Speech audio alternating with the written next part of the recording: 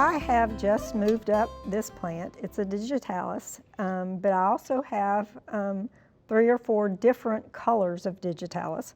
So in order to remember which color and cultivar this is, I use tags. You can use, this is a plastic tag that can be reused, or it can just move along with the plant. This is also an option, a popsicle stick. As long as you can write on it. This you might need to use a marker. With these I use a pencil.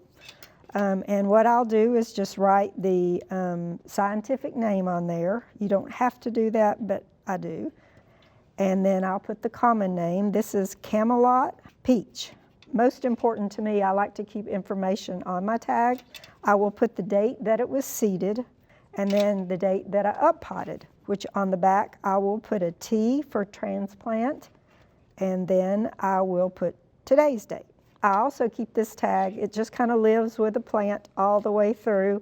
I will, when I plant it in the ground, I will set it in the ground beside that plant, and then I will put a P on the tag, put the date it was planted, and I actually can keep these, and it gives me a record of how long it took from the plant to be seeded to when I actually planted it in the ground.